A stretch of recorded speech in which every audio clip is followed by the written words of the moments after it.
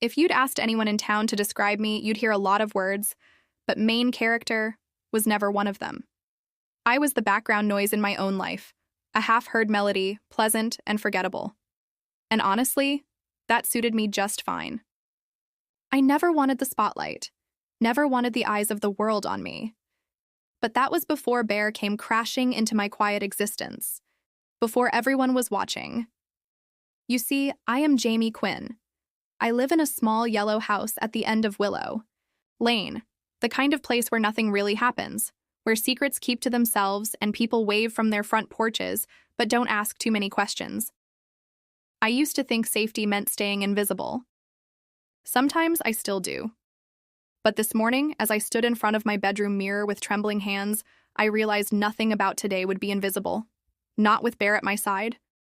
Bear is, well, he's impossible to ignore. He's 100 pounds of muscle, fur, and mystery. His eyes a strange, stormy gray that seem to look straight through people. Most folks can't decide if he's part wolf or part bear, hence the name. But whatever he is, he doesn't blend in any better than I do. When he arrived at the shelter 2 years ago, bruised and battered, no one thought he'd make it. No, one except me. Or maybe it was the other way around. I didn't rescue Bear. He rescued me. The summer parade is the biggest event our town has. And by biggest, I mean it's the one day everyone actually leaves their houses at the same time. Bunting goes up across Main Street. Vendors set up stands, and the whole place smells like popcorn and fresh-cut grass. For most people, it's a celebration. For me, it's a nightmare. Too many faces, too many eyes. But Bear lives for crowds. He loves the chaos, the smells, the excitement, the possibility of dropped hot dogs. He prances at the end of his leash, tail wagging so hard his whole body sways. Today, he practically dragged me out the door. I put on my parade armor, a faded denim jacket, sunglasses, and my best fake smile. My heart hammered in my chest. There's a trick to surviving days like this. Pretend you're playing a part, someone braver and brighter than you actually are, someone who doesn't mind being seen. As we walked toward Main Street, I felt the air change. Laughter floated through the neighborhood, distant music swelling and fading. The energy of the crowd, joyous, wild, alive, made me want to shrink inside myself. But Bear marched on, leading me toward the heart of it all. And that's when I realized I wasn't just background noise today, not with Bear beside me. The first person we passed was Mrs. Hensley from down the road. She gave me a brisk nod, her eyes softening when they landed on Bear. "He's looking strong," she said. "You taking him into the pet contest this year?" Shrugged, already tugging Bear away. "Just here for the walk," I muttered, though I wasn't sure she heard me. Bear yanked me onward, ignoring the stares. He always did. He had no use for other people's opinions, and I envied him for it. By the time we reached the parade route, the crowd was thick. Kids with balloon swords, teenagers with cell phones, clusters of parents gossiping on benches. I could feel the weight of their curiosity, pressing in. Some recognized Bear, whispering, pointing. Maybe they remembered the day I brought him home, all scars and silence, or the way he'd transformed into something majestic beneath my care. Maybe they just thought he was strange, like me. I scanned the crowd for an escape route, but Bear pulled me forward, straight toward the main stage where the pet parade was lining up. He sat abruptly at my feet, tail thumping, eyes fixed on the platform as if he already knew something I didn't. "Jamie!" A sharp voice cut through the noise. I flinched. It was Alice Parson, queen of the PTA and local gossip, clutching her Pomeranian like a prized heirloom. "Isn't Bear a bit much for this kind of thing?" Her words hung in the air, thick with accusation. I opened my mouth, but Bear beat me to it, barking once, deep and commanding. The Pomeranian squeaked and tried to climb onto Alice's shoulder. I swallowed my retort. "He'll behave," I said, lying to both of us. My stomach twisted. Bear's head tilted, watching me, waiting for a cue. I felt exposed, nerves sizzling, under my skin. Bear nudged my hand, his big head resting against my thigh, steadying me. For a second, the crowd disappeared. There was only Bear, his heartbeat thudding in sync with mine, a silent promise that I wasn't alone. That's when the music started. Loud, bright, celebratory. The mayor's voice boomed over the speakers, welcoming everyone to the most exciting parade in Willow Creek history. Everyone cheered.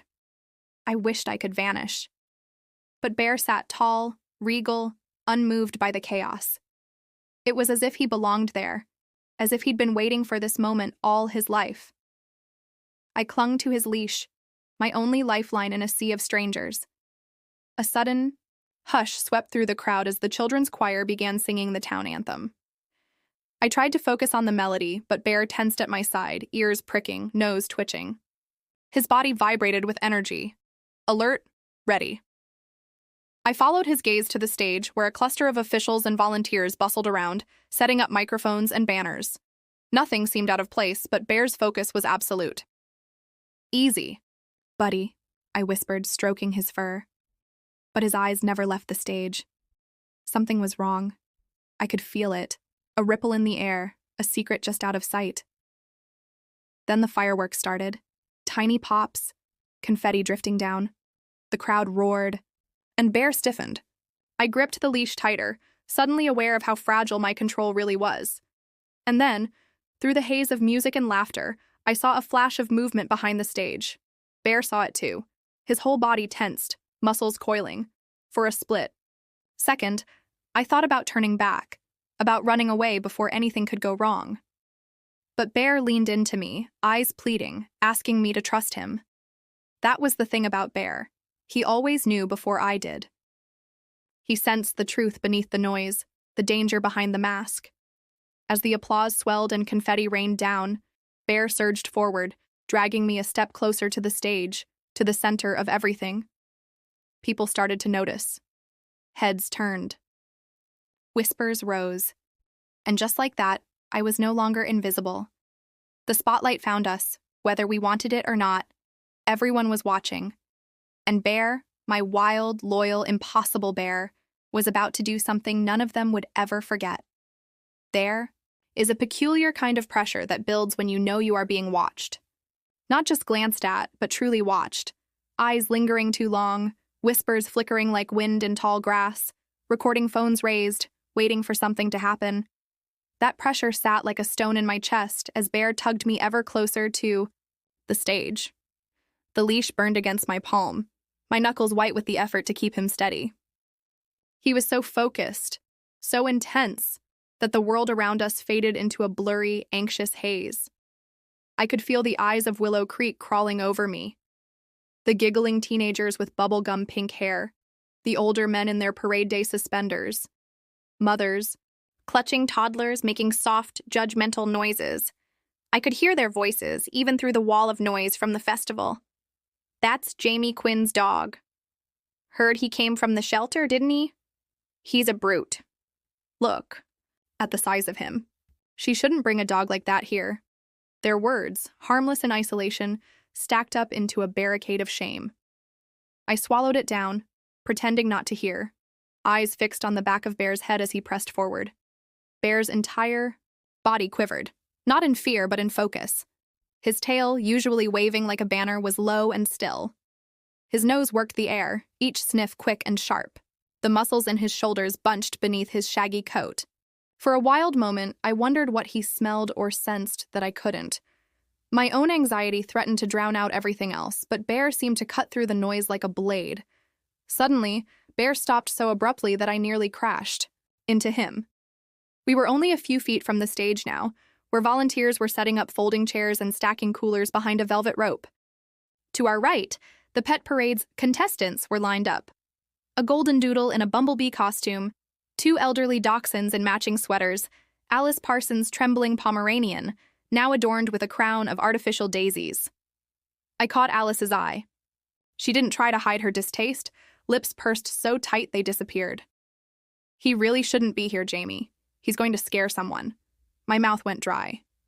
He's under control, I said, my voice too soft to carry. But was he? My grip tightened, and Bear whined, low and urgent. A wave of guilt swept over me. Maybe Alice was right. Maybe I should have left Bear at home, skipped the parade, stayed invisible. Why had I ever thought this would be a good idea? But then, Bear did something he'd never done before. He tried to climb over the velvet rope. Not with aggression, but with purpose. One huge paw hooked the rope, his body twisting as if drawn by some invisible thread. The leash jerked in my hand, almost pulling me off my feet. The sudden movement caught the attention of the entire front row. Phones came up, the red dots of cameras blinking. Someone shouted, "Hey lady, control your dog!" Another voice muttered, "Hope he's not dangerous." Panic flashed through me. "Bear, no!" I hissed, tugging him back. His head whipped toward me, eyes wide and pleading, almost desperate. For a second I saw real fear, not his, but mine, reflected in his gaze. Then he looked past me, back toward the stage, and let out a single booming bark that silenced the surrounding chatter. The sound echoed off storefronts and awnings, rolling over the crowd like a wave. People turned, startled. The mayor, halfway through announcing the next event, faltered mid-sentence. My face flamed with embarrassment. I wanted to disappear, to fold myself into the sidewalk, to run home and lock every door behind me. Instead, I did the only thing I could. I dropped to one knee beside Bear, wrapping both arms around his thick neck. His heart thundered beneath my hands, his breathing ragged, each exhale hot against my skin. "What is it, buddy?" I whispered, voice trembling. "What are you trying to tell me?" He leaned into me, pressing his forehead to mine for a heartbeat. Then, with a force that shocked me, he pulled away and barked again, louder, sharper, insistent. A chorus of whispers rippled through the crowd. The parents drew their children closer. Someone started recording. I could see it now. "Woman loses control of giant dog at parade." The headline flashed behind my eyes, sickening and unavoidable. But still I couldn't let go. Not of Bear. Not of this moment. He had never steered me wrong before. Maybe he saw something I couldn't. Maybe I needed to trust him, even if the entire world was watching. Suddenly, from behind the stage, a shrill scream pierced the air. A sound so thin and urgent it sliced straight through the festival noise. For a split second, everything stopped. The music, the chatter, even the sunlight seemed to freeze. Bear surged forward, dragging me up and toward the sound. His strength shocked me. There was no stopping him now. The velvet rope snapped from its post as Bear barreled past it, me stumbling in his wake. The crowd gasped. I could hear Alice shrieking, "Someone stop that dog!" But Bear was already gone, a streak of fur and muscle weaving through startled legs, leaping onto the edge of the stage. I followed, tripping over the loose rope, scrambling to keep up. All around me, chaos bloomed. Voices shouting, children crying, the mayor barking orders into a microphone that shrieked with feedback. On stage, Bear spun in a circle, barking again. Then he darted behind the curtain, disappearing from sight. For a terrifying moment, I lost him. Lost everything. My bearings, my courage, my sense of control. I crashed through the backstage entrance, breathless, heart pounding so hard I thought it might burst. There, hidden behind a stack of speakers, I found Bear and something else. A little boy, no older than 6 or 7, crouched in the shadows. His face was blotchy and red, mouth opening and closing without a sound. His hands clawed at his throat, eyes bulging in silent panic. He was choking. Bear had found him. "Help!" I cried, finally loud enough for everyone to hear. "Somebody, please! He's choking!" Volunteers and officials rushed over, voices overlapping in confusion and fear. I dropped to my knees beside the boy, clumsy and shaking, trying to remember what I'd learned in a first aid class years ago. But before I could act, Bear nudged the child's shoulder with his nose, gently, again and again, as if urging him to cough. Suddenly, the boy gave a great, shuddering gasp. A piece of hard candy shot from his mouth, clattering to the floor. He burst into sobs, collapsing into my arms. Bear whined, circling us, tail wagging in frantic relief. I hugged the boy tightly, my own tears spilling onto his hair. Someone pulled us both to our feet, voices clamoring all around. "Is he all right? What happened? Was it the dog? Did the dog hurt him?" "No!" I shouted, louder than I thought possible. "Bear saved him. He saved his life." For a moment there was only stunned silence. Then the whispers returned, louder now, morphing into shouts and cheers. People poured onto the stage, some with phones still recording, others in tears. The mayor tried to regain control of the microphone, but no one was listening. The story was already spreading, burning through the crowd like wildfire. The dog, the rescue, the impossible moment everyone had seen but no one could believe. I stood there, shaking, Bear pressed against my legs, the little boy sobbing in my arms. The world spun wildly around me. Cheers, questions, flashes of cameras, hands reaching out to touch us. The spotlight had found us, and there was no going back. Bear had done something unthinkable, and everyone was watching. The world, after a moment, like that, does not slow down. It spins faster, lurches in new directions, and you are left standing in the dizzying center, clinging to what little you can hold. I remember only flashes. The taste of adrenaline sharp on my tongue, the hot thrum of Bear's breath against my palm, the electric press of the crowd as they surged closer. For one impossible second, all of Willow Creek was silent. The mayor stood open-mouthed, microphone forgotten, the choir of children gaping from the edge of the stage. The music had stuttered to a stop. Even the birds seemed to hush, as if the entire town held its breath for what would happen next. Bear, meanwhile, had eyes only for me. He pressed against my side, his thick fur shuddering with every pant. I knelt and hugged him, not caring who saw. He smelled of grass and confetti and something deeper, something that whispered of trust that could not be broken. He'd done what I never could. Acted without hesitation, even with the world watching. In the middle of it all, the little boy clung to my arm, still coughing, his tears mingling with the sticky ribbon of a melted candy on his shirt. A woman I recognized, a teacher at the elementary school, pushed through the crowd and scooped him into her arms, sobbing her thanks. "Are you okay?" I managed to ask, but my voice was strange, distant, as if I was shouting from underwater. She nodded, clutching her son tightly. "Thank you. Oh my God, thank you. He saved him. Your dog saved him." Those words were like a match to dry tinder. The crowd burst into sound. Cheers, gasps, the sharp click of camera shutters. I realized with a start that dozens of people had captured everything.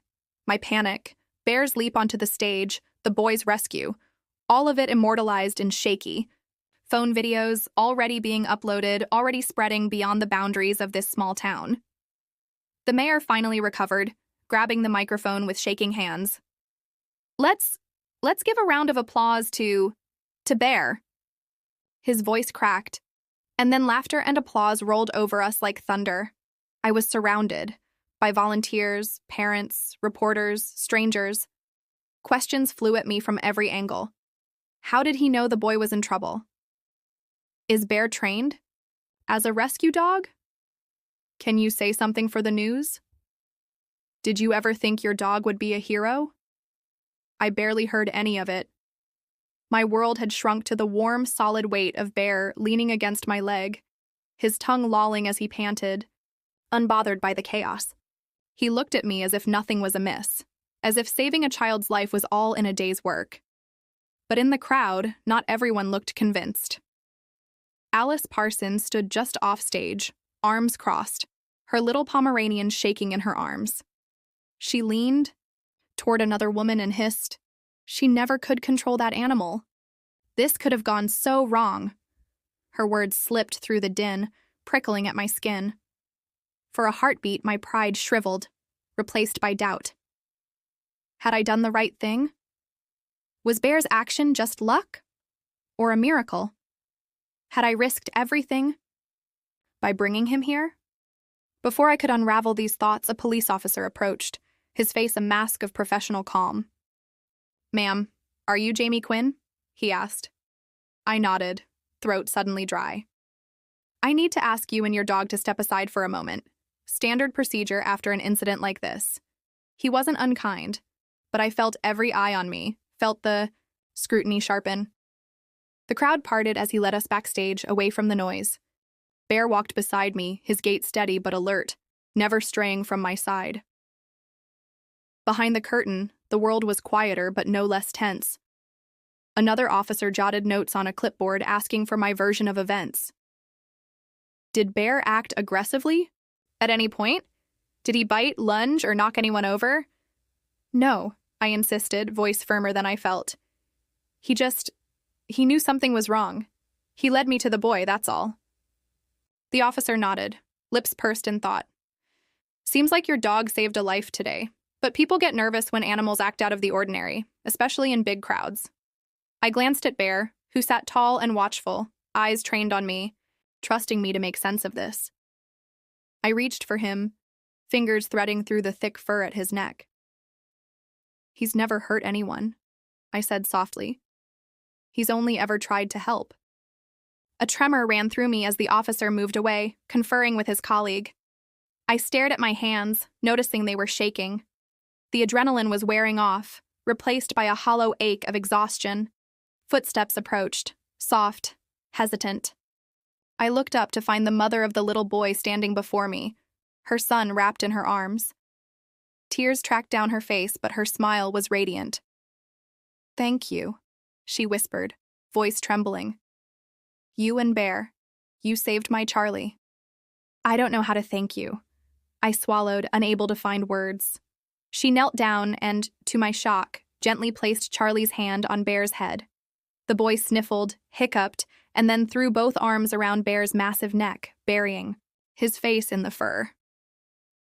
Bear, for his part, sat perfectly still, tail thumping softly against the floor.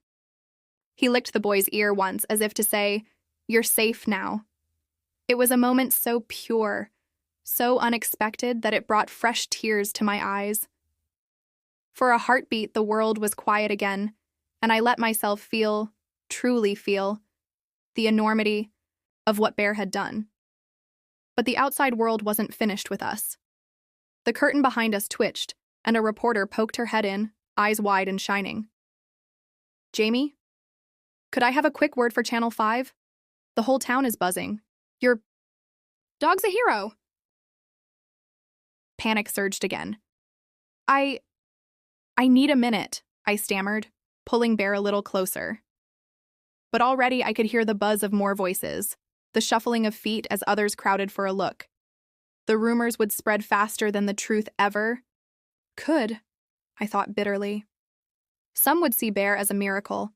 Others would call him dangerous, unpredictable. There would be arguments, gossip, and endless debate. Bear didn't seem to care. He sat, tongue lolling, eyes bright as ever, as if none of this attention mattered. In that instant, I envied him so much it hurt. The officer returned, this time with a tired but genuine smile. "You're free to go, Ms. Quinn. No charges, no trouble. You might want to stick around, though. The mayor wants to recognize Bear. In front of everyone."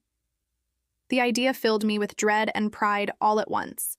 Another spotlight, another sea of eyes. Could I face it? Did Bear even understand what he'd done?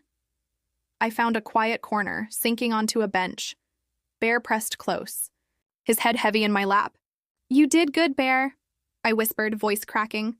"You did so good." I heard people gathering outside, the crowd swelling with curiosity. Bear and I sat together in the hush, the festival's noise muffled and distant. He leaned into me, sighing as if this, just the two of us, out of sight, was all he needed. But outside, the festival had changed. It wasn't about the parade anymore, or the contests, or the town's traditions. It was about Bear, about us. And as the mayor's voice boomed out over the speakers, calling us back into the light, I realized nothing would ever be the same. My small, invisible life had been cracked open for everyone to see.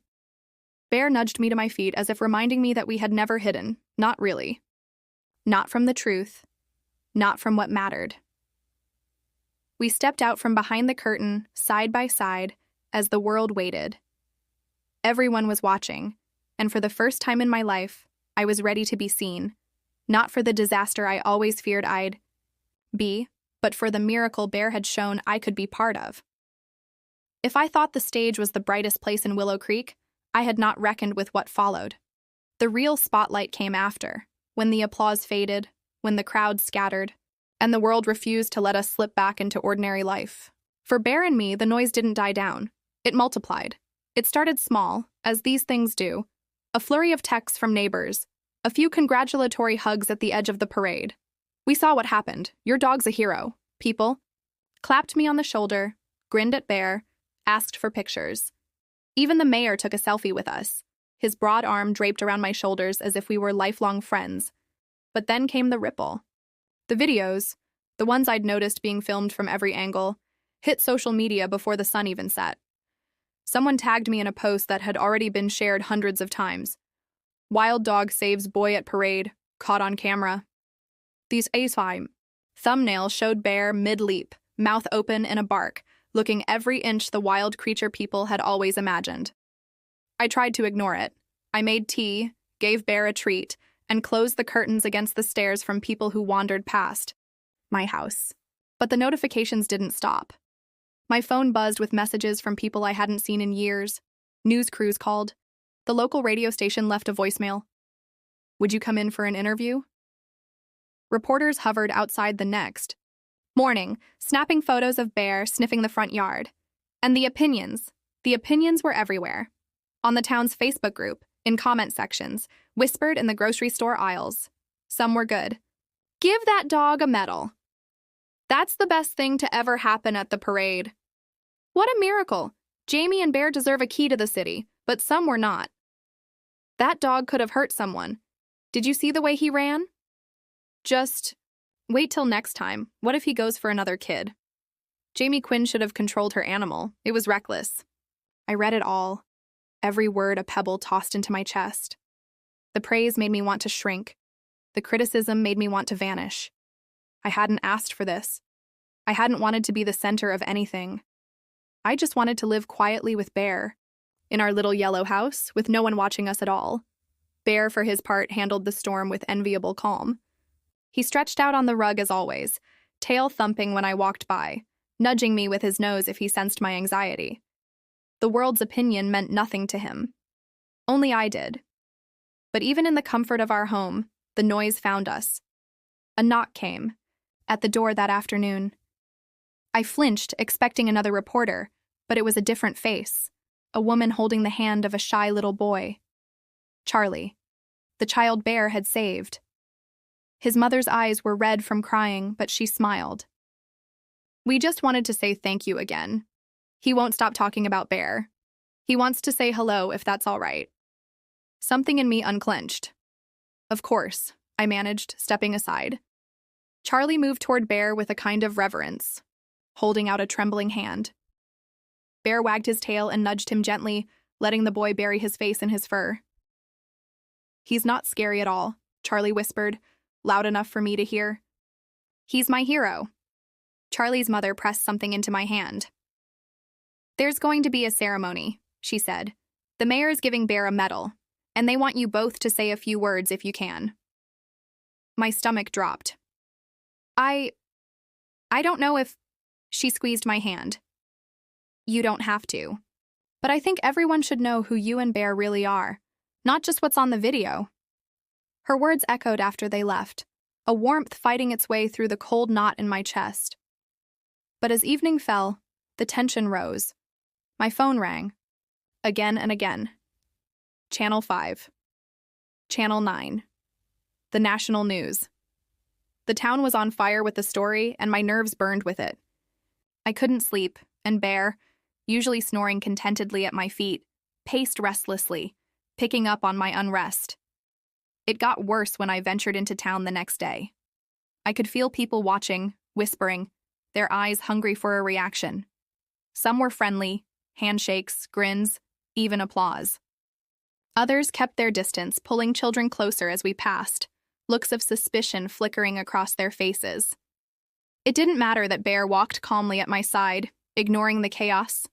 They saw only the headlines, the viral videos, the moment when everything could have gone wrong. At the grocery store, I heard Alice Parson before I saw her. She stood by the produce section, voice sharp as ever, surrounded by a knot of listeners. I'm just saying, next time we might not be so lucky. That dog's a liability. She's lucky he didn't hurt anyone. I wanted to shrink. I wanted to defend Bear. But the words caught in my throat, too big, too tangled. As I tried to leave, a woman stopped me, pressing a business card into my hand. I run a therapy dog program. If you're interested, Bear could really help people. He has something special. Her kindness almost undid me. I nodded, tucking the card away, my hands shaking. When we got home, I slumped onto the couch. Bear climbed up beside me, a thing he almost never did, knowing how I liked my space, and set his massive head in my lap.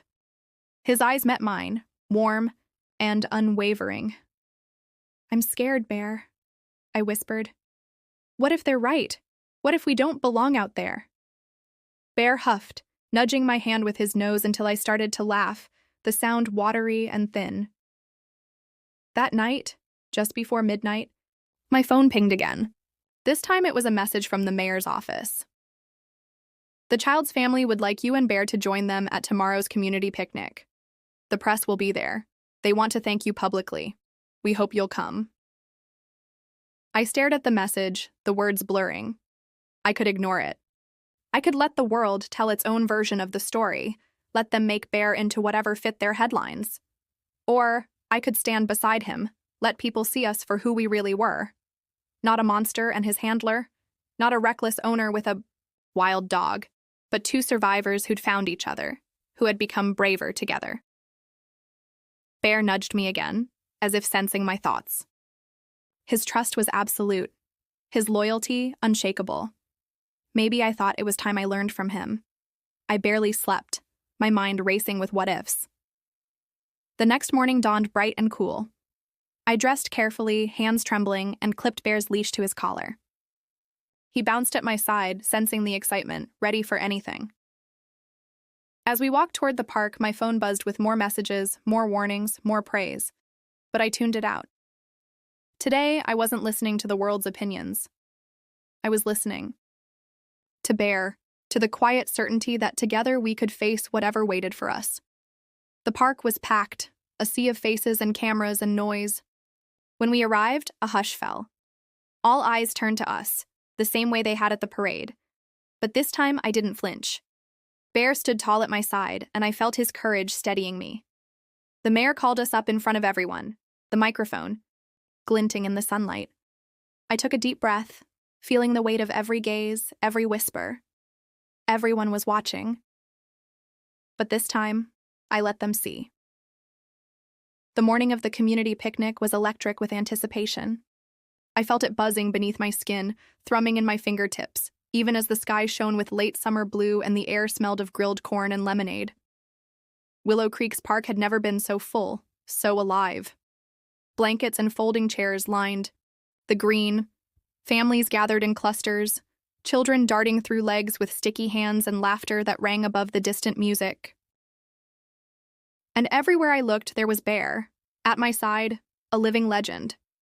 People pointed and waved, some shy, some bold enough to reach out, brush their fingers against his fur for luck. He accepted it all with regal calm, tail swaying gently, eyes bright as if this was the moment he'd been waiting for. I hadn't slept the night before. My thoughts had spun in circles, fear and hope, dread and longing, the ache of being seen by so many. But Bear had curled beside my bed, steady as an anchor. In the deep hours when doubts crept in, his warmth reminded me I wasn't alone. Now, as we wove through the crowd, the world felt different. I was nervous, terrified, honestly, but no longer desperate to vanish. Every step was a choice. I chose to keep walking, even as cameras followed and voices rose, calling our names. Near the picnic stage, a hush settled over the crowd as the mayor stepped forward, microphone in hand. The backdrop was simple, streamers and a cardboard sign. "Thank you, Bear." The mayor's voice echoed over the speakers, booming with emotion. We gathered today not only to celebrate our community, but to honor a remarkable act of courage. 2 days ago, we all witnessed something extraordinary, a moment when instinct, loyalty, and bravery came together. And a life was saved. He turned, beckoning me forward. "Jamie, Quinn, and Bear, will you join us?" 1,000 eyes. 1,000 cell phones. My legs nearly buckled, but Bear's presence held me steady. We moved together, up the steps and onto the stage. The applause was thunderous. For the first time, I didn't flinch.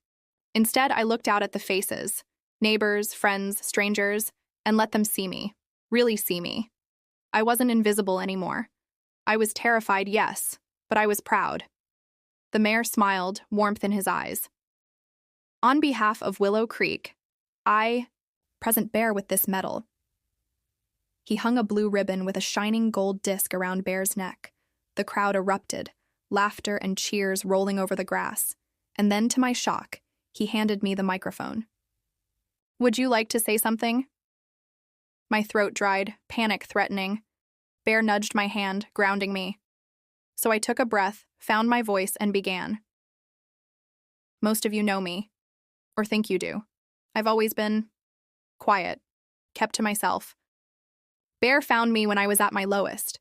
He saw me when no one else did. And 2 days ago, he saw what none of us could, that someone needed help. He acted because that's who he is, loyal, brave, a friend to anyone in trouble. My voice wavered, but I pressed on. We all want to be seen, to belong. Bear taught me it's okay to step into the light, even when it's scary. Thank you for letting us belong here with you. The crowd was silent for a heartbeat. Then applause exploded, louder than before, not just for Bear, but for me. I felt tears prick my eyes, grateful, overwhelmed. Suddenly, Charlie and his mother appeared at the steps, invited by the mayor. Charlie ran straight to Bear, flinging his arms around the dog's neck. "My hero!" he cried, his voice piping over the microphone, making the crowd laugh and dab their eyes. Bear licked the boy's cheek and wagged his tail so hard it thumped the stage. I knelt beside them, my hand resting on Bear's shoulder, and for a moment, I saw the world as he did, not as a crowd to be feared, but as a gathering of hearts capable of kindness, of forgiveness, of change. Then the questions came, fast and urgent, from reporters crowding close. How did Bear know the boy was in trouble?